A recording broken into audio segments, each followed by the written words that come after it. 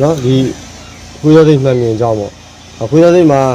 3လိုင်းသွားပေါ့နော်3လိုင်းသွားလို့ခေါ်တယ်ဒီမှာ1 2 3လိုင်းသွားပေါ့နော်4လိုင်းသွားလို့ပြောလိုက်ကြတော့ဒီမှာ1 2 3 4ဒီအလျက်ဟာ2ချောင်းပေါ့နော်ဒီဘက်ကဟာ2ချောင်း4လိုင်းသွားတယ်ခေါ်ကြတယ်3မြောက်4မြောက်လို့ခေါ်ကြတယ်နော်3လိုင်းเนี่ยအဲ့တော့အဲ့မှာမှဒီ3လိုင်းသွားမှာနော်ခွေးရသိမှာဇွဲအစိတ်အကျဲရှိတယ်နော်ဇွဲစိတ်ကျဲရှိတယ်နောက်ရာဘာရှိတယ်နော်ရာဘာနဲ့ဆွဲတဲ့ဟာလည်းရှိတယ်သူကဒီဇွဲစိတ်ကျဲနော်ဒီဇွဲလေးစိတ်တယ်ကျဲတဲ့ဇွဲတွေကတော့အထည်ထူတာတို့ပွားတာတို့မှာသုံးတယ်စိတ်တဲ့ဟာတော့ပါတာတို့ပါသုံးတယ်ဟုတ်ပြီနော်ဇွဲစိတ်ကျဲနောက်ပြီးဒီမှာရာဘာရှိတယ်ရာဘာတွေကျတော့လူမျိုးပိတ်စနော်ပုံးတဲ့ဟာပေါ့တန်နဲ့လုံးရင်ပုံးမယ်စုပ်မယ်ဆိုတဲ့နေရာမှာရာဘာတွေသုံးတယ်ဟိုမှာအဲ့ဇာတွေပါဆိုရင်အရန်ထက်တာတွေသုံးရင်ပြဲကုန်ဒါမှမဟုတ်ရာဘာသုံးလို့ရတယ်နော်ဒါခွေးသားသိမှာအဲ့လိုပဲဒီမှာ3ချောင်းခွေးသားဆိုရင်3မြောက်မှန်မြင်နဲ့တက်တယ်နော်3မြောက်မှန်မြင်ထည့်တယ်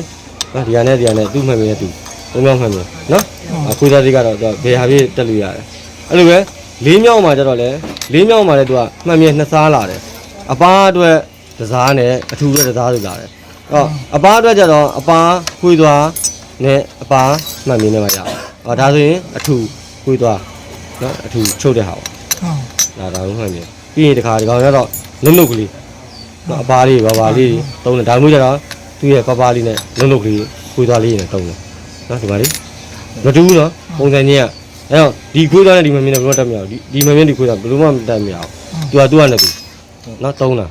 အပေါက်ကလေးမှာလည်းမှန်မြင်ပေါက်တွေမှာလည်းကျင်းကျရှိတယ်သူ့ရဲ့နံပါတ်လေးရှိတယ်နော်ဒီမှာဆိုရင်ဒါ20တို့ပါလို့နော်20တို့ကနံပါတ်လေးတက်တာအပေါက်ကျင်းကျသူနံပါတ်ကျတာရှိတယ်တော်တော်မှန်မြင်ကြီးတွေဒီမှာအခြေကြီးပဲ24ဆိုအပေါက်ကြီးကျဒါပေမဲ့ဟိုမရှိခဲ့ရင်လည်းကိုယ့်ကိုချိတ်လို့ရတယ်နော်ဒီပေါက်ကလေးကျင်းနေဆိုကိုချိတ်ရင်ကိုယ်စူးသွားနဲ့ထက်ချိတ်လို့ရတယ်နော်သုံးကျင်းတဲ့ဟာဒါပေမဲ့ကျေတာလို့ကျင်းဆိုလည်းကျေတာဝင်လို့ရတယ်ပြောချင်တာကျေတာဘယ်နေရာမှာသုံးပါလဲကျေတာကအထည်ထူးတယ်ထည့်ထူတယ်ထူတဲ့ခါကျအထိုးတဲ့ခါကျရင်အဲ့မှန်မြင်ဒီပေါက်တွေလက်ထောက်တယ်မှန်မြင်ကိုထောက်ပြီးကျိုးလို့အဲ့ဒီကျိုးအဲ့ဆိုရင်အပေါက်ကျင်မှရမယ်အထည်ထူပြီးတော့အပေါက်ကျင်းချင်းလေးတွေအကျိုးလိုက်ပြီအဲ့အပေါက်ကိုတော်တော်ထောက်တယ်ဆိုတော့ပတိနေဆိုဟုတ်နော်အဲ့တော့ထူရရင်အပေါက်ကျင်တာသုံးရမယ်ဟုတ်ပြီနော်အပေါက်ကျင်းတာကျပပလေးကိုအပေါက်ကျင်တာကြီးသုံးတော့လေအဲ့ပိတ်ချက်ရဲ့အထည်ဝင်ဟိုကျွညွန်နေရောကကျပပလေးဆိုအပေါက်ကျင်တာကြီးသုံးလို့မကောင်းဘူးကျင်းတာသုံးရမယ်ဒါအထူပါပေါ်မူဒီအပေါက်ကျင်းကျင်တာသုံးတာကိုသားသိမ်းမှာလည်းအဲ့လိုပဲဇွေချင်းရင်တော့ထဲထူလာဒီမှာမွေးပွားလာတယ်အဲ့လိုထူတဲ့ဟာတော့သုံးမယ်ပါရင်ဆိုတော့ဇွေစစ်လေးသုံးမယ်ဘာဘာခွေးသားလေးသုံးမယ်အဲ့လိုပုံနော်ဟာနေအဲ့ဒါဆိုရင်ဒီနောက်ဘက်ကပူတွန်းထဲတယ်ဒါဆိုရင်တော်တောင်ပိတ်ဆက်ဆိုတော့တွန့်မှာဟုတ်နော်ပိတ်ဆက်အပားရပါဆိုတော့တွန့်မှာဒီပိတ်ဆက်ကိုချုပ်ဒီပိတ်ဆက်ကျတော့အဲ့လိုနောက်ကနေမြင့်နေတာကျတော့ဒီကောင်ကတွန့်မှာဒီကောင်လေးခုတွန့်နောက်ကနေအရန်တွန်းထည့်သိလားဟုတ်ကဲ့တွန်းထည့်ဟုတ်လားဒါမျိုးပိုင်းဆိုရင်ဒါတော့ဒီလိုသားမျိုးဆိုရင်ရှေ့ကနေဆွဲတဲ့ဟာမှာရနောက်ကတွန်းထည့်နေတွန့်မှာနော်အချီတွေလျှော့တာသက္ကန္နာပဲနော်သူကအဲ့လိုဖြစ်တဲ့ဒါဆိုရင်ခွေးသားကိုကျွန်တော်အဲ့ဒါကိုနောက်ကပြန်နှိမ့်ရအောင်နော်အဲ့ဒါကိုလုပ်တဲ့ဟာဒါအနှိမ့်မြရဒီကောင်နော်အနှိမ့်မြတော်လုပ်မယ်တော်လူသင်မျက်နှာကောင်းနေတာဒါလေးလုပ်ဒါလေးရှော့မယ်လှည့်ဒါဆိုဟိုဘက်ချမ်းအမြင့်သွားတက်ကြည့်နော်ဟိုဘက်ချမ်းအမြင့်သွားချုပ်ပြီးဆွဲတဲ့ဘက်ကမြင့်သွားဟုတ်လားချုပ်ပြီးဆွဲတဲ့ဘက်ကမြင့်သွားပြီဒီဘက်ချမ်းကနည်းနည်းနှိမ့်သွားဟုတ်ပြီနော်တွေ့လားဒီဘက်ကမချုပ်ခင်ဆွဲတဲ့ဘက်ဟိုကချုပ်ပြီးဆွဲတဲ့ဘက်အဲ့မှာချုပ်ပြီးဆွဲတဲ့ဘက်ကမြင့်မိတယ်နော်ခုရတဲ့အတွက်ဒါဆိုရင်အထည်ကိုချုပ်ပြီးဆွဲတဲ့ပိုင်းကပူဆွဲပါပေါ့ရှိရတယ်ပူဆွဲပါအဲ့ဒါချုပ်လို့ဆိုတော့ရှိလိုက်ဟိုဘက်ကဟာနဲ့ဒီဘက်ကဟာနဲ့ဘာကောင်းသွားလဲရှိတဲ့ဘာမှမချိန်ဘူးနော်ဒီကောင်ပူပြီးဆင်းသွားတယ်ဆင်းသွားတာဒါနည်းနည်းတော့ဒါဆင်းဟုတ်နော်ဒါချုပ်ပြီးဆွဲတဲ့ပိုင်းကဆွဲတဲ့အတွက်အသားပပလေးကိုဆင်းတယ်ရလားမမိလားနော်ဒါချုပ်ပြီးဆွဲတဲ့ပိုင်းမှာဆွဲပြရမယ်ဒီလိုသားမျိုးကြတော့ပါတာအသားပါရင်ဒီရှေ့ကိုလည်းတင်ပေးရမယ်အေးပေါ့ဟုတ်ပြီကျွန်တော်တို့ကအထည်ချုပ်ရင်တော်တော်လေးဖြစ်နေတယ်ကျွန်တော်ဖြစ်3လဖြစ်ချက်တာဖြစ်တယ်ဟုတ်အဲ့တော့ဘာလို့တွားကျင်လာလဲဆိုတော့ ဒီအောက်ဆုံးလွှာပါလဲ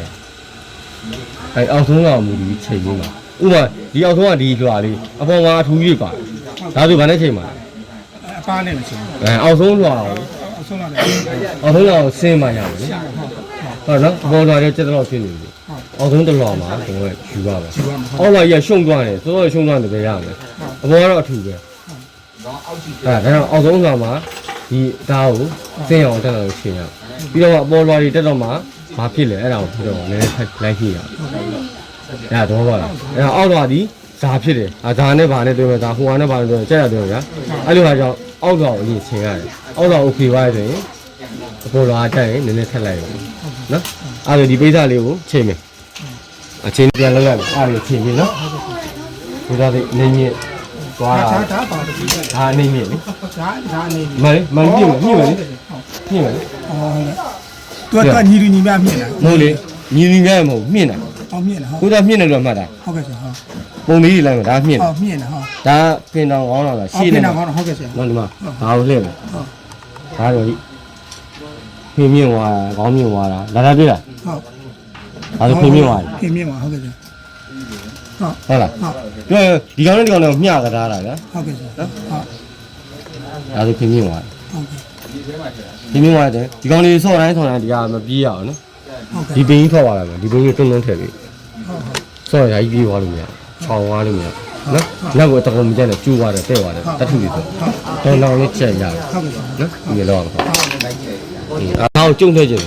အောက်သားနည်းနည်းပူကျုံထည့်ခြင်းအဲ့ဒါဆိုရင်ဆင်ဖြစ်ပြီဟောဒီတော့ကျုံနေတယ်အောက်